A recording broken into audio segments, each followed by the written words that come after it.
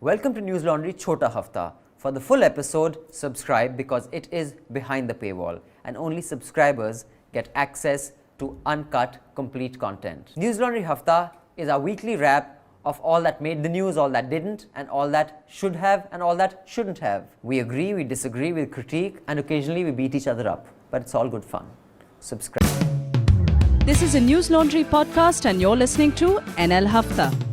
अंग्रेज अपना लगान और न्यूज़ लॉन्ड्री अपना हफ्ता कभी नहीं छोड़ते. Welcome to another episode of News Laundry Hafta. Before I introduce the panel, just want to remind you that next week I will be in Michigan and we are having that subscriber meet. I think we have about 20 to 30 registrations. So I will see you then. You will be informed of where the meetup will happen with the exact time, etc. Hopefully by the time you're listening to this podcast. And also, heads up, we will have a subscriber meet in London as well. I'll probably be there in May. So do get your subscriber friends, because the idea is that at every subscriber meet, we should increase our subscriber count by at least 30 or 40 or 50.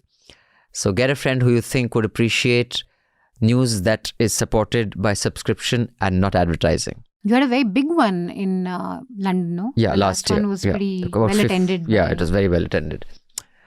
Right. And of course, this Saturday, we have our event. So while you're listening to this podcast, if you feel like popping in and coming and saying hi and attending our Freedom of Expression conference, FOCON, in partnership with the Internet Freedom Foundation, come to the IIC.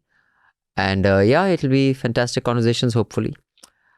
On that note, let me introduce the panel. In the studio with me is Raman Kirpal. Hi. Manisha Pande. Hello. And joining us on the phone line is Vandita Mishra. Hi, Vandita. Hi. So Vandita is a national opinion editor for the Indian Express. She's worked on the edit pages of the Pioneer before joining the Express in 2000. She has also reported on politics from the ground in elections and between too, particularly from Bihar. And she is the recipient of the Ramnath Goyanka Award in 2010 for your Bihar coverage. Tell us about that. Why was your coverage so spectacular? It won an award. So that was a spectacular year for Bihar, actually. That's because that was the time that Nitish got his mandate on the completely spectacular, very visible ways in which he changed Bihar in that first term.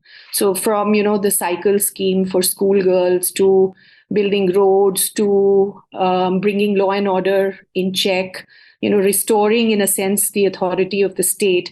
All of those things were visible, and I think it was just a story that was really exciting to tell, because everywhere you went, you heard the touch of the state in corners where there was no state earlier, or it had withered away during the time of Lalu Yadav, who, despite his brilliant politics and the gains that he made for social justice, also led to a certain deinstitutionalization.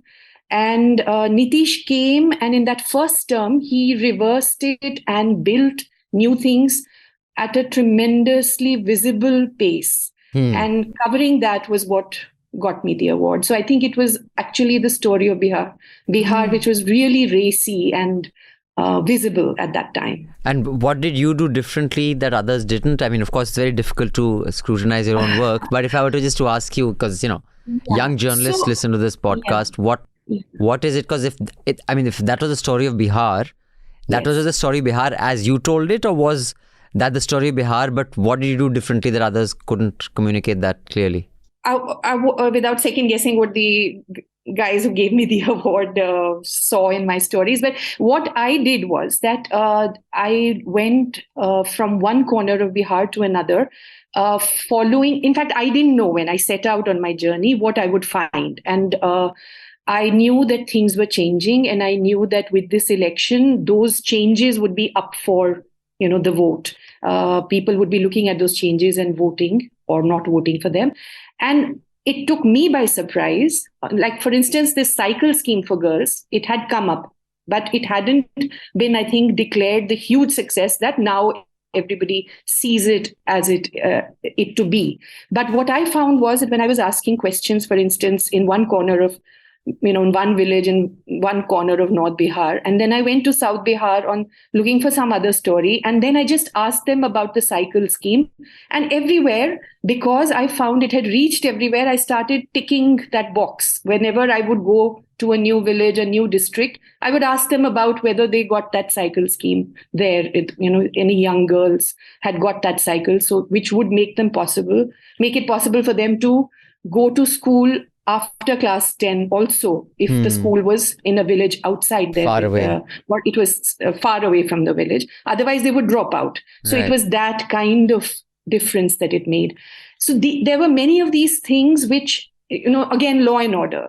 Again and again, I found people talking, giving examples of how they were able to do things which they were not able to earlier. When night fell, they would, people who came back on a train would just lie down on the platform and sleep and not go to their homes because night had fallen and they were scared. But now they don't need to do that. So things like this, that story actually built, and grew as I traveled around. Usually when I travel, I don't go for any specific one story. I go to listen to people and see what the story is. And that story grew as I traveled. So I think what made it special for me, at least, was that I covered long distances and the stories came from the people and I pursued them. So I think, I'm grateful that my organization gave me that space to find the story and then to pursue it and to take it where it leads me. So I think a lesson for reporters is that let curiosity and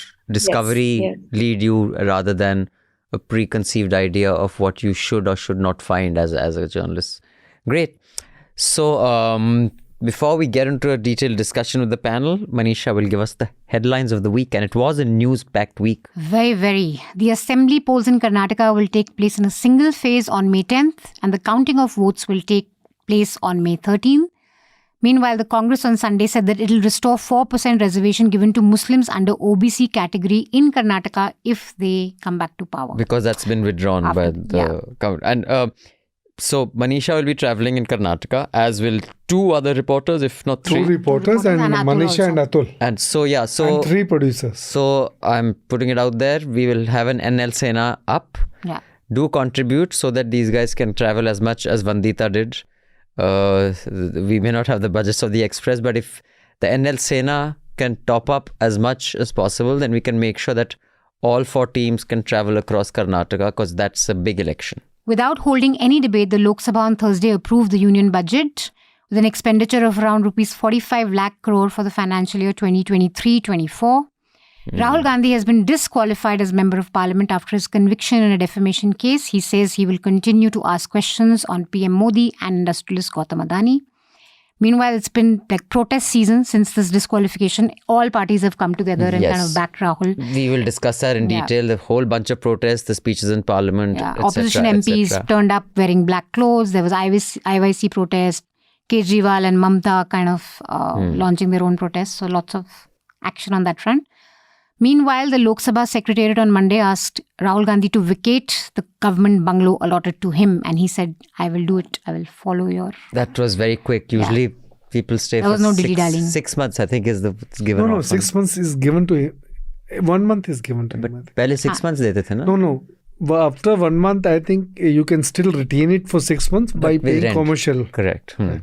Prime Minister Narendra Modi, meanwhile, on Tuesday, targeted the opposition parties, saying that all the corrupt forces were coming together in one stage.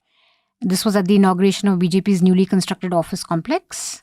And this is pretty much similar to what he said at the India Today conclave also, where he said कि अब भ्रष्टाचारियों पे खबर दिखाओ, balance के चक्कर में मत पड़ो. So all भ्रष्टाचारीs have come together. And Kejriwal has come up with a counter. We shall discuss that. 14 opposition parties on Friday moved the Supreme Court, alleging that the centre is misusing agencies such as the CBI and ED.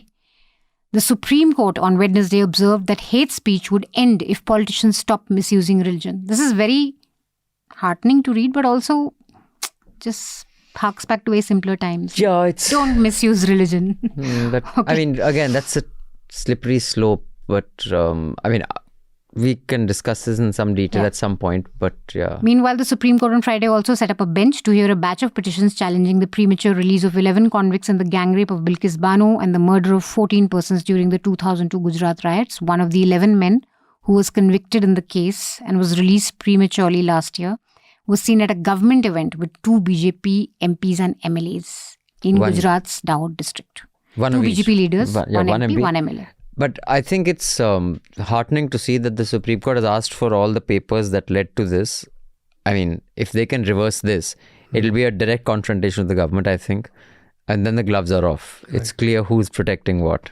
Another one, interesting one coming from the courts was that the Supreme Court again on Friday overruled its 2011 judgment that had stated that merely being a member of a banned organization is not sufficient to constitute an offence under the UAPA. So now, merely being a member, and I guess it's just backdated. Even if I was a member 5 years ago, it could be used. Yeah, but and the same week, they refused to call Sanatan Sanstha a terrorist organization. Which High Court was it? I think it was a Karnataka High Court that said that it's a social service body. They're doing, It must be Maharashtra, I think. Maharashtra High Court, and one of the High Courts said it observed. So that was kind of because if they would just turn Sanatan Sanstha into a terrorist organization, then you can just invoke UAP against all these Sanatan Sanstha hate mongers. Bombay High Court. Bombay High Court, right. So Khalistan sympathizer Amrit Pal is still at large. He released a video on Wednesday and claimed that the government's action against him is an attack on the Sikh community, as always. It always becomes an attack on the community. And he's been absconding since March 18th. But what is a little concerning is that the Akal Takht Jathedar seems to be kind of, if not endorsing him, at least saying that all the people arrested should be released as part of the, his have to be released. And he gave a deadline, I think. Of 24 hours. Yeah. The deadline is already over. Okay, so chalo, theek. A court in Uttar Pradesh's Prayagraj on Tuesday, meanwhile, sentenced gangster-turned-politician Atiq Ahmed and 2 others to life imprisonment in a 2006 kidnapping case of lawyer Ramesh Pal. Although the headline should not be so much about the sentencing of dawn of one city, but how it was covered by the news. Yeah, that was like wall coverage for 2 days. Yeah, Atiq was a unfortunate huge name visuals. In 90s or Mukhtar Ansari and Atiq. And he used to win all the elections even when he was in the from Samajwadi Party. There were 3 guys who were party agnostic. They could move party to party, and they had one was him, one was Mukhtar Ansari, and one was Raja Bhaiya. Right. Essential and life-saving medicines will get costlier by up to 12% from April 1st. Yeah, this is a huge concern. I mean.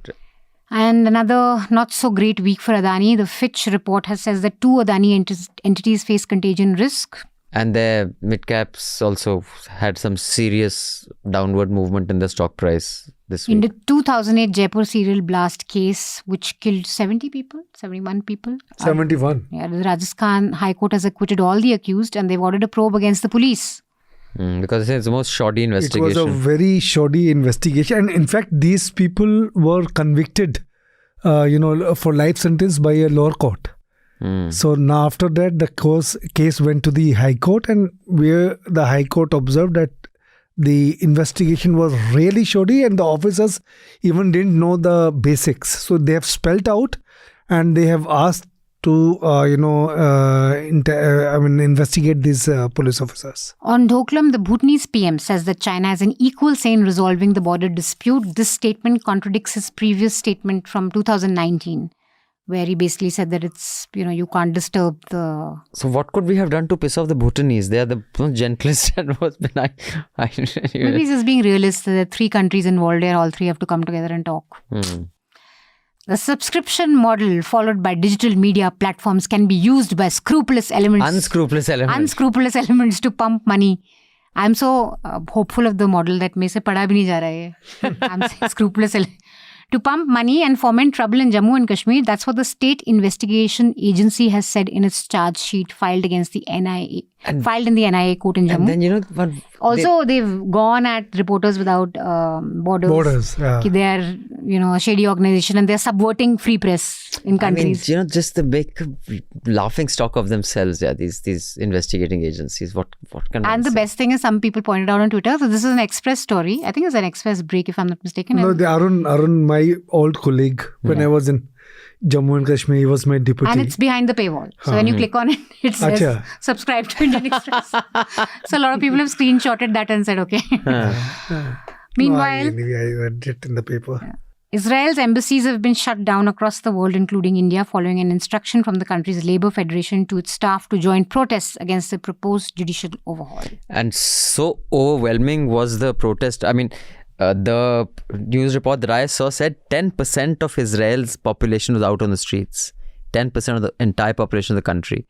So Netanyahu has paused. He hasn't withdrawn it. He's saying he's going to pause it for a month.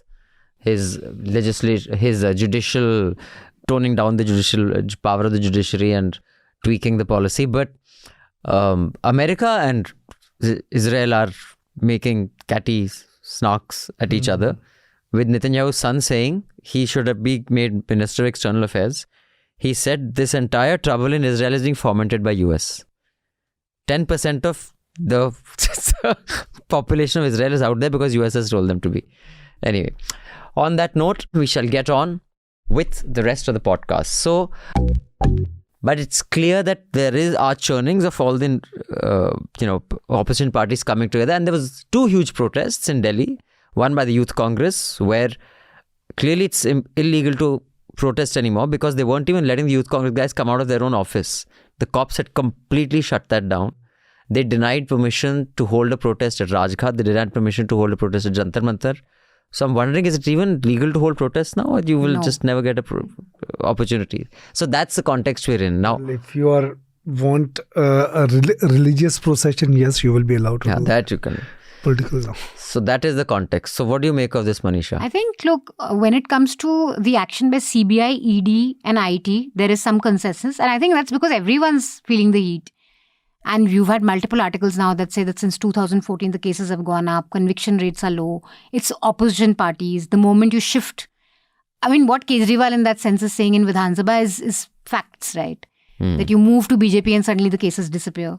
So I think there is some sort of unity when it comes to that. And Rahul's disqualification, which is it's very clear what it was. And, so on that front, yes, but I don't know if politically they'll come together as an entity to oppose Modi. That is still far. Tejasvi has suggested that Congress should let the regional parties have the lion's share in every state, but I don't know whether Congress would be okay with that. Yeah, you take the back seat. Yeah. But Congress will be like, hum kyun bhai? We are the ones who've been doing Bharat Jodo for now, 6 months. We're the ones agitating, so why should we kind of take a back seat? But I think on CBI ED action and on disqualification of Rahul, clearly, and it's sensible. I mean, people realize that it could be us next. 14 opposition parties, they have moved Supreme Court also on this issue that ED and CBI, they are deliberately doing it. And when this guy says Kejriwal says it is not Adanis money, he's right. Technically it is not his money. If it is his money, then his company is not public private limited company. Because he is supposed to have 75%, 25% is somebody else's. All these shell companies, 20,000 crore rupees, where it has come from, is technically not Adani's money. Yeah, but what a speech. He's saying he was Modi guy, so that's a bit much. But that was quite a speech. Did you see the speech, Vandita? I did, and I have some things to say here. So, there are 3 levels at least of this issue. So one is, in principle, absolutely, there is no question that the CBI and ED have been weaponized against the opposition. We've carried a whole investigation on this. So it's something like out of 124 prominent politicians who've been under CBI probe since 2014, 118, 95%, a staggering 95% were from the opposition. And this is, if you compare it to the UPA years, it's something like during UPA time, CBI would be pursuing, the difference is from 60%, it has gone up to 95%. that they are pursuing the opposition alone. So there is no question that this government has taken the politics of vendetta and vindictiveness to a completely new low. But for the most part in Delhi, when I heard people talk of Modi and Kejriwal, it was almost like putting them side by side on a double ticket, saying that in Delhi we will vote for Kejriwal. I mean, there were many, many people who said that. In Delhi it will be Kejriwal because he has given us services. He has given us free education, health, free bus tickets for women, electricity, water. But for the center, we will go for Modi because, this has become such a recurring theme. Every time I go to the street, I hear more and more now this कि उन्होंने देश का मान बनाया है. It's this portraying India, as projecting and portraying India as a more confident player in the world stage. Now, whether this is true or not is not the question. The fact is that this is the ticket that I heard most of all when I heard that, when I asked them. So they said Kejriwal yahan aur wahan Modi. Now we see Kejriwal and Modi at each other's throats. They don't. And they don't see the CBI ED politics of vindictiveness as an issue. In the sense that for them, secularism had become its cheapest currency, which was that if somebody from a certain community has been caught at the local thana will get a call from the local Samajwadi Party leader and will be asked to let that person go. Now, that's the cheapest way of doing secularism. But that has had a lot of fallout on the ground, backlash, which we are seeing now. So for them, that is, it was the overriding concern that law and order tight ho gaya finally. In the process, if the space for the opposition has been almost completely narrowed or extinguished, I didn't see concern about that there. But do you think, Vandita, that is a failing of there not being enough grassroots leaders? For example, what you said about a consciousness, a democratic consciousness, or freedoms and liberties being an issue. I believe for most Indians they're not. I don't have any compunction in saying so. I think most Indians don't give a shit. There's cultural issue around that. We can get into the details on that. But I would not frame this into an elite versus it's an elite concept as opposed to. But most Indians don't give a damn about democracy. They only give a damn about what their leader says. Now, their leader means tomorrow, like you said, that he's come down so heavily on the opposition, so no one comes out. People would not, other than the Jan Lokpal movement, which was this freak incident, no one anywhere in the country came out because suddenly they decided to. If Mulayam Singh Yadav, who was a grassroots, said, get our people out, their people would come out. If Mayawati said, get our people out, they would come out. So there is no opposition leader who is in a mood to fight. Very clearly, the fact that the government should not dabble into, selling liquor, this kind of businesses. So that had to convey to the people why they are just getting away, from the, and this is happening all over. No government sells liquor. So why aap should sell liquor? So that has not been common. And if you see BJP, the crying posters, if you just go to Deen Dayal Upadhyay Marg, just next to ITO, you will see tons of posters, about Sharab Ghotala. Mm-hmm. So and they have used MCD at that time. I think MCD elections had not happened, so they used their billboards and they advertise about it. So I think AAP did a very bad job on this. Communicate that. There's one thing I want to add though. These three themes that Vandita kind of briefly touched on, that Modi ji ne international stage pe Hindustan ka sikka chamka diya. The fact कि let law take its own course, कुछ गलत नहीं करा तो देख लेना jail में जाके देखते हैं. And the तीसरा कि शराब के नशे में दिल्ली को डुबाने की कोशिश की. These are also really talking points that I hear at least on prime time every night. So television news at least also, although I don't think any journalist should think that they can really, I don't think they make a difference in terms of voting patterns as much as we like to believe we do. But there is an information ecosystem that plays a huge role in shaping people's minds. I don't know what the big deal is. Are all the press clubs, etc., just so... if you want to get a license to criticize Modi, you have to criticize someone else also. Can I say this? So we've all faced rudeness from politicians. And if you go out and report, you do end up with some rude politicians who will dismiss you and disdain you.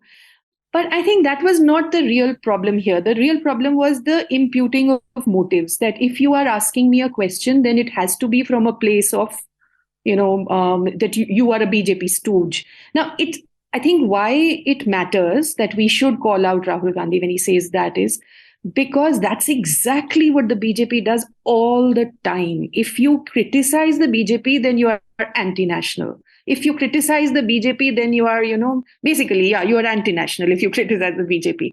So it's that. It's not being able to take a question. Now, we have a government that does not take questions. Now, you have this opposition leader who's taking on the government and asking questions of the government, who also then does not want to take a question from the press and immediately imputes a motive there and puts a label on you. That is the problem. It's not so much the discourteousness, it's the labeling. Yeah, once in a while you'll hear Prashant Kishor's interview on TV trashing everybody from Nitish to Modi to Rahul to everyone basically. He clearly is the next Moses or whatever that's. And also BJP, you can't defeat it. It's very strong. Yeah, so I mean, and he kind of, I still haven't made up my mind. Is he like a Sadguru? Is he an Osho? Is he actually someone who really understands politics well? Because what he said made sense that BJP has three planks: welfareism, nationalism, and Hindutva. Yeah. He says you have to take them on two of these three. Maybe not all three, but on two, they have to be your issues as well. Which kind of makes sense, but kind of doesn't. I don't know. So, you know Bihar well, and I'm sure you have lots of contacts since you traveled so extensively. Do you think he can take Bihar? Because he's going to contest Bihar to win, not just as a symbolic contest. And so, apparently he's doing the whole chappa of Bihar, huh? All of you listening in, the Chota Hafta, do subscribe so you can listen to the entire Hafta. We will see you again next week with the Hafta. Till then, subscribe, pay to keep news free, because when the public pays, the public is served. When advertisers pay, advertisers are served. Thank you. Goodbye. All the Newslaundry podcasts are available on Stitcher, iTunes, and any other podcast platform. Please subscribe to Newslaundry. Help us keep news independent. To catch all our podcasts on news, pop culture, current affairs, and sport, visit newslaundry.com. Follow us on Facebook, Twitter, and Instagram. And subscribe to our YouTube channel. Sun liya Afrika, mufat khoro. Not to brag or anything, but Newslaundry Hafta features in the top 50 in the world on SoundCloud in the news and politics category for podcasts. So do subscribe and see what you're missing, because when the public pays, the public is served. When advertisers pay, advertisers are served. Subscribe, help keep news independent and free. All Newslaundry podcasts are available on iTunes and Stitcher and any other podcast platform.